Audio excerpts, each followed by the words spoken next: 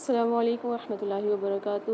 کیسی ہیں سب صالحات؟ آج ہم انشاءاللہ سورہ آل عمران کی آیت نمبر 76، 77 اینڈ 78 پڑھیں گے۔ رب اشرح لی صدری ویسر لی امری واحلل عقدۃ من لسانی یفقہوا قولی رب زدنی علما اللہم فقہنا فی الدین آمین۔ بسم اللہ الرحمن الرحیم۔ بلى من أوفى بعهده واتقى فإن الله يحب المتقين۔ اب اس کا ترجمہ کریں گے۔ بلا کیوں نہیں، من جس نے، اوفا پورا کیا، بعہدہ اپنے عہد کو، واتقى اور تقوی کیا، فإن اللہ تو بے شک اللہ پاک، یحب محبت رکھتا ہے، المتقین متقی لوگوں سے۔ اب اس کی تفسیر کریں گے۔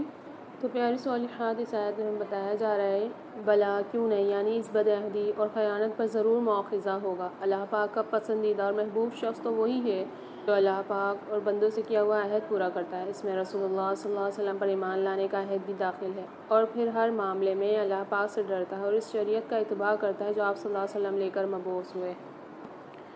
یہ آیت پچھلی آیات کے جواب میں نازل ہوئی جہاں کچھ اہل کتاب کی خیانت اور وعدہ خلافی کا ذکر تھا۔ اللہ پاک یہاں یہ واضح فرما رہے ہیں کہ اصل عزت اور کامیابی کسی قوم یا نسل میں نہیں بلکہ وعدہ پورا کرنے میں ہے، سچائی میں ہے، اللہ سے ڈرنے میں، تقوی اختیار کرنے میں ہے۔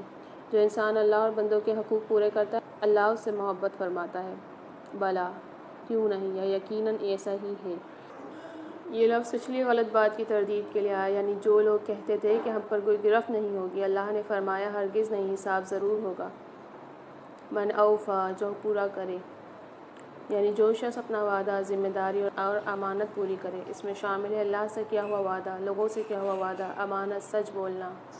بعہدہ اپنے عہد کو، عہد صرف زبان کا وعدہ نہیں بلکہ نماز کی پابندی، دین پر چلنے کا وعدہ، والدین کے حقوق اور لوگوں کے حقوق سب اس میں شامل ہیں۔ واتقوا اور تقوی اختیار کرو۔ تقوی کیا ہے؟ ہر اس کام سے بچنا جو اللہ کو ناراض کرے، جھوٹ نہ بولنا، حرام سے بچنا، نماز پڑھنا، گناہ سے ڈرنا۔ فإن اللہ تو بے شک اللہ، یہ اللہ کی طرف سے وعدہ اور اللہ کا وعدہ ہمیشہ سچا ہوتا ہے۔ یحب المتقین اللہ تقوی والوں سے محبت رکھتا ہے۔ دنیا کی سب سے بڑی کامیابی یہ ہے کہ اللہ کسی بندے سے محبت کرے۔ جب اللہ محبت کرتا ہے تو دل میں سکون دیتا ہے، مشکلات آسان کرتا ہے، دعا قبول کرتا ہے، آخرت میں جنت عطا فرماتا ہے۔ یہ آیت ہمیں سبق دیتی ہے کہ مسلمان کی پہچان سچائی اور وفاداری ہے۔ منافق کی ایک نشانی وعدہ خلافی بھی ہے۔ اللہ اعمال دیکھتا ہے، صرف ہم مسلمان ہیں کافی نہیں بلکہ عمل بھی ضروری ہے۔ جو گناہوں سے بچتا ہے اللہ اسے پسند فرماتا ہے۔ جیسے آج کے دور میں کاروبار میں سچ بولیں، قرض واپس کریں، کسی کا اعتماد نہ توڑیں، نماز اور دین کے وعدے پورے کریں، گناہوں سے بچنے کی کوشش کریں، زبان اور کردار میں سچے رہیں۔ اس آیت میں اللہ پاک نے بتایا کہ اصل کامیابی نسل یا دعووں میں نہیں بلکہ وعدہ پورا کرنے، امانت داری اور تقوی میں ہے، اور جو ایسا کرے اللہ اسے محبت فرماتا ہے۔ اب ہم انشاءاللہ 77 پڑھیں گے۔ بسم اللہ الرحمن الرحیم۔ ان الذين يشترون بعهد الله وأيمانهم ثمنا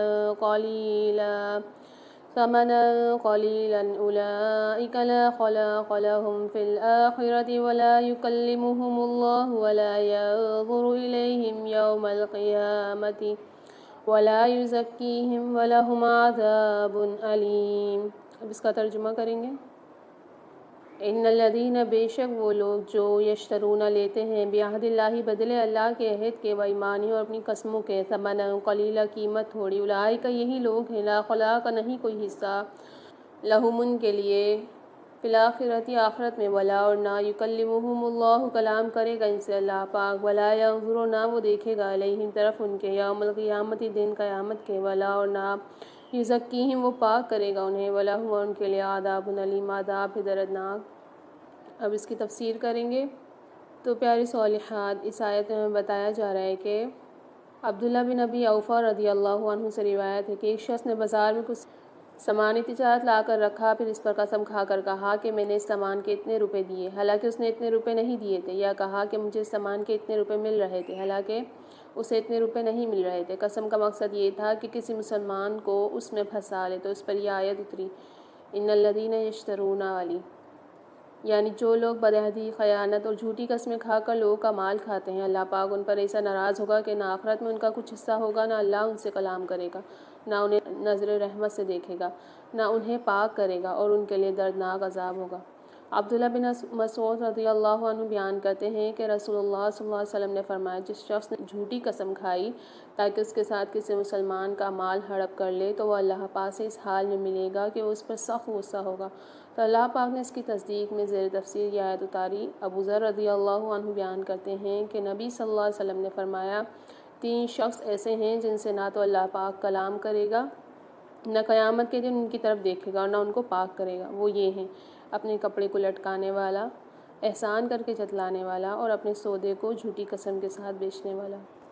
تو پیاری صالحات، یہ آیت ان لوگوں کے بارے میں ہے جو اللہ کے حکم کو چھپا دیتے ہیں، جھوٹی قسمیں کھاتے ہیں، دین کو دنیا کے فائدے کے لیے بیچ دیتے ہیں، سچ جانتے ہوئے بھی غلط بات پھیلاتے ہیں۔ یہودی علماء میں سے بعض لوگ نبی صلی اللہ علیہ وسلم کی نشانیاں جانتے تھے، لیکن دنیاوی فائدے، عزت اور مال کی خاطر حق چھپا لیتے تھے۔ اللہ پاک نے ایسے لوگوں کو سخت وعید سنائی ہے۔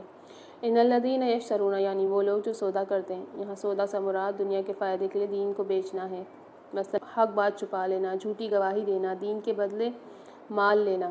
بعہد اللہ، اللہ کے عہد کے لیے۔ عہد الہی سے مراد اللہ کے احکام، دین کی ذمہ داری، سچ بولنے کا وعدہ، یعنی اللہ نے انسان کو حق پر قائم رہنے کا حکم دیا، مگر کچھ لوگ اسے دنیا کے فائدے کے لیے چھوڑ دیتے ہیں۔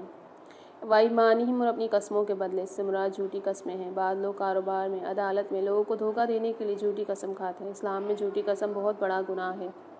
ثمنًا قلیلا، تھوڑی قیمت، دنیا کا مال، شہرت، عہدہ، یہ سب آخرت کے مقابلے میں بہت تھوڑا ہے۔ اللہ پاک فرما رہے ہیں کہ کچھ لوگ ہمیشہ کی آخرت چھوڑ کر چند دن کی دنیا لے لیتے ہیں۔ لا خلاق لہم فی الآخرہ، آخرت میں ان کا کوئی حصہ نہیں، یعنی اگر توبہ نہ کریں تو جنت سے محرومی، اللہ کی رحمت سے دوری، آخرت میں نقصان، یہ بہت سخت تنبیہ ہے۔ ولا یکلمہم اللہ، اللہ ان سے بات نہیں کرے گا، یہ ناراضی اور غضب کی علامت ہے۔ قیامت کے دن رحمت بھری بات، مومنوں کے لیے عزت ہوگی، مگر ایسے لوگوں کو یہ عزت نہیں ملے گی۔ ولا ینظر الیہم، اللہ ان پر رحمت کی نظر نہیں فرمائے گا۔ ولا یزکیہم، انہیں پاک نہیں کرے گا، یعنی گناہوں سے پاک نہیں کرے گا، عزت نہیں دے گا، کامیابی نہیں دے گا۔ اصل پاکیزگی اللہ کی طرف سے ہوتی ہے۔ وَلَهُمْ عَذَابٌ عَلِيمٌ، اور ان کے لیے دردناک عذاب ہے۔ یہ آخری تنبیہ ہے کہ جھوٹ، دھوکہ، دین بیچنا، جھوٹی قسمیں انسان کو سخت عذاب تک پہنچا سکتی ہیں۔ دین کو دنیا پر قربان نہ کریں، مال یا لوگوں کی خوشی کے لیے حق نہ چھوڑیں، جھوٹی قسموں سے بچیں، خاص طور سے کاروبار میں۔ اللہ سچے لوگوں کو پسند فرماتا ہے۔ دنیا چند دن کی، آخرت ہمیشہ کی۔ یہ آیت ہمیں سکھاتی ہے کہ اللہ کے دین کو دنیا کے فائدے کے لیے نہ بیچیں، جھوٹی قسمیں نہ کھائیں، حق بات نہ چھپائیں، ہمیشہ سچائی اور دیانتداری اختیار کریں۔ اب ہم سورہ آل عمران کی آیت نمبر 78 پڑھیں گے۔ بسم اللہ الرحمن الرحیم۔ وَإِنَّ مِنْهُمْ لَفَرِيقًا يَلْوُونَ أَلْسِنَتَهُمْ بِالْكِتَابِ لِتَحْسَبُوهُ مِنَ الْكِتَابِ وَمَا هُوَ مِنَ الْكِتَابِ وَيَقُولُونَ هُوَ مِنْ عِنْدِ اللَّهِ وَمَا هُوَ مِنْ عِنْدِ اللَّهِ وَيَقُولُونَ عَلَى اللَّهِ الْكَذِبَ وَهُمْ يَعْلَمُونَ۔ اس کا آسان سا ترجمہ، اور بے شک ان میں ایک گروہ ایسا ہے جو کتاب پڑھتے وقت اپنی زبانوں کو پھیرتے ہیں تاکہ تم سمجھو کہ یہ اللہ کی کتاب میں سے، حالانکہ وہ کتاب میں سے نہیں ہوتا، اور وہ کہتے ہیں کہ یہ اللہ کی طرف سے، حالانکہ وہ اللہ کی طرف سے نہیں ہوتا، اور وہ جان بوجھ کر اللہ پر جھوٹ باندھتے ہیں۔ اب اس کی تفسیر پڑھیں گے۔ تو پیاری صالحہ، اس کا عطف پہلی آیت پر ہے، جس سے ثابت ہوتا ہے کہ اوپر کی پہلی آیت بھی یہود کے بارے میں نازل ہوئی، اگرچہ لفظ عام ہونے کی وجہ سے اسے تمام لوگ اس میں داخل ہیں۔ اس آیت کے معنی یہ ہیں کہ وہ تورات اور انجیل میں تحریف کرتے ہیں، اور اس میں خصوصاً ان آیات میں جن میں رسول اللہ صلی اللہ علیہ وسلم کی سخت ذکر ہے، کچھ چیزیں اپنی طرف سے بڑھا کر اس انداز اور لہجے سے پڑھتے ہیں کہ سننے والا ان کو اللہ کی طرف سے نازل شدہ سمجھ لیتا ہے، حالانکہ وہ اللہ کی طرف سے نازل نہیں ہوئی۔ پھر یہی نہیں بلکہ اللہ پاک سے ان کی بے خوفی اور ڈھٹائی کی حد یہ ہے کہ وہ ان چیزوں کو اللہ کی طرف سے ہونے کا دعویٰ بھی کرتے ہیں، حالانکہ وہ اللہ کی طرف سے نہیں، اور جان بوجھ کر اللہ پر جھوٹ بولتے ہیں۔ افسوس، امت محمد صلی اللہ علیہ وسلم میں بھی بہت سے لوگ اسی راہ پر چل رہے ہیں، اور اپنی دنیاوی غرض یا مذہبی فرقے پرستی کی وجہ سے قرآن پاک کے ساتھ یہ معاملہ کبھی لفظی اور کبھی معنوی تحریف کے ساتھ کرتے ہیں۔ عوام بیچارے اسے اللہ کا حکم سمجھتے ہیں، حالانکہ وہ مولوی صاحب یا ان کے کسی پیشوا کی بات ہوتی ہے۔ نبی کریم صلی اللہ علیہ وسلم نے سچ فرمایا، یقیناً تم اپنے سے پہلے لوگوں کے طریقوں پر چل پڑو گے۔ یہ آیت ان لوگوں کے بارے میں ہے جو دین میں اپنی طرف سے باتیں شامل کرتے ہیں، اللہ کے کلام کو بدل کر پیش کرتے ہیں، لوگوں کو دھوکہ دیتے ہیں، جھوٹ کو دین بنا کر پیش کرتے ہیں۔ بعض اہل کتاب اپنی کتابوں سے تبدیلی کرتے یا الفاظ کو اس طرح پڑھتے کہ سننے والے دھوکے میں آ جائیں کہ اللہ کا حکم ہے، حالانکہ ایسا نہ ہوتا۔ اللہ پاک نے اس عمل کو بہت بڑا جرم قرار دیا کیونکہ دین اللہ کا ہے، اس میں اپنی مرضی شامل کرنا خطرناک ہے۔ وَإِنَّ مِنْهُمْ لَفَرِيقًا، ان میں ایک گروہ ایسا ہے، یعنی سب لوگ نہیں تھے لیکن کچھ لوگ ایسے تھے جو دین میں غلط کام کرتے تھے۔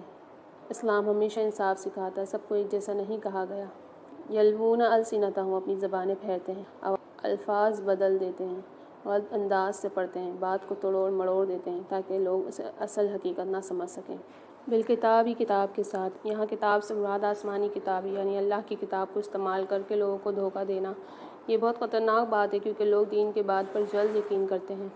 لِتَحْسَبُوهُ مِنَ الْكِتَابِ، تاکہ تم سمجھو یہ کتاب میں سے ہے، یعنی وہ چاہتے تھے کہ لوگ دھوکے میں آ جائیں۔ یہ شیطان کا پرانا طریقہ ہے، جھوٹ کو سچ بنا کر پیش کرنا، باطل کو حق کی شکل دینا۔ وَمَا هُوَ مِنَ الْكِتَابِ، حالانکہ وہ کتاب میں سے نہیں، وہ اللہ کا حکم نہیں، انسانوں کی اپنی باتیں ہیں۔ دین میں اپنی طرف سے بات شامل کرنا بہت بڑا گناہ ہے۔ وَيَقُولُونَ هُوَ مِنْ عِنْدِ اللَّهِ، وہ کہتے ہیں یہ اللہ کی طرف سے ہے۔ یہ اللہ پر جھوٹ باندھنا ہے، یعنی اپنی خواہشات، اپنی باتیں، اپنی نظریات اللہ کی طرف منسوب کر دینا ہے۔ وَمَا هُوَ مِنْ عِنْدِ اللَّهِ، حالانکہ وہ اللہ کی طرف سے نہیں۔ اللہ پاک سچ واضح فرما رہے ہیں کہ حق صرف وہ ہے جو واقعی اللہ نے نازل فرمائے۔ ہر مذہبی بات اللہ کی بات نہیں ہوتی، اس لیے دین کو قرآن اور حدیث سے جانچنا ضروری ہے۔ وَيَقُولُونَ عَلَى اللَّهِ الْكَذِبَ، اللہ پر جھوٹ باندھتے ہیں، بہت بڑا گناہ۔ اللہ کے نام پر جھوٹ بولنا عام جھوٹ سے زیادہ خطرناک ہے کیونکہ اس سے لوگ گمراہ ہوتے ہیں۔ وَهُمْ يَعْلَمُونَ، حالانکہ وہ جانتے ہیں، یعنی وہ سچ جانتے ہیں، پھر بھی جان بوجھ کر جھوٹ بولتے ہیں۔ جان بوجھ کر حق چھپانا زیادہ بڑا جرم ہے۔ جو بات قرآن و حدیث سے ثابت نہ ہو اسے دین نہ کہیں، پہلے تحقیق کریں کہ قرآن و حدیث کیا کہتے ہیں۔ علماء اور دین بیان کرنے والوں کی بڑی ذمہ داری ہے کہ انہیں سچ بات پہنچانی چاہیے۔